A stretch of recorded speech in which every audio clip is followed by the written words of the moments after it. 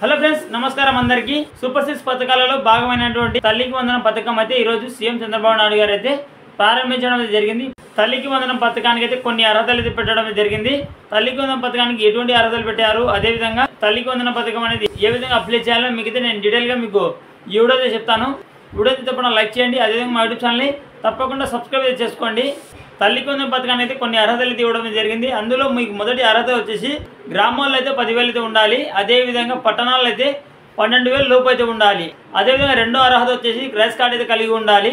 అదేవిధంగా మూడో అర్హత వచ్చేసి ఫ్యామిలీకి 3 ఎకరాల లోపు మాగాని లేదా 10 ఎకరాల లోపు పొడి భూమి లేదా రెండు కలిపి 10 ఎకరాల లోపు ఉండాలి. మాగాణి భూమి అంటే నీటి సౌకర్యం కలిగి ఉన్న భూమిని మాగాణి భూమి అని అంటారు.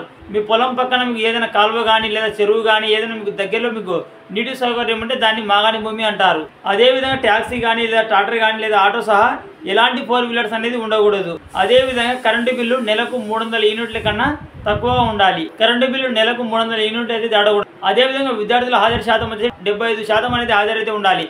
ఖచ్చితంగా ఇవన్నీ అర్హతలు ఉంటేనే మీకు తల్లికి వందనం పథకం అనేది వర్తిస్తుంది.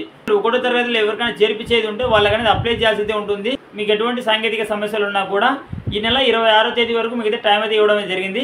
ఈ నెల 26వ తేదీ లోపు మీరు ఎటువంటి సాంకేతిక సమస్యలు ఉన్నా కూడా మీరు మీ యొక్క గ్రామ వార్డు సచివాలయంకి వెళ్ళి మరి ప్రాబ్లమ్స్ అనేది సాల్వ్ అయితే చేసుకోండి. ఈ నెల 30వ తేదీ లోపు తుది జాబితా అనేది విడుదల చేయబోతున్నారు. ఈ నెల 30వ తేదీ సచివాలయాల్లో తుది జాబితా అనేది అందుబాటులో అయితే ఉంటుంది.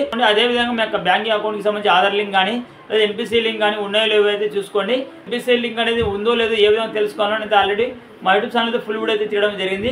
ఆ వీడియో చూడండి. ఆ వీడియో చూస్తే మీకు ఎన్పిసి లింక్ అనేది ఉందో లేదో మీకు తెలుస్తుంది. ఒకవేళ ఎన్పిసి లింక్ అనేది లేకుంటే ఏ విధంగా ఎన్పిసి లింక్ అనేది చేసుకోవాలో నేను రీసెంట్గా అయితే వీడియో తీయడం జరిగింది.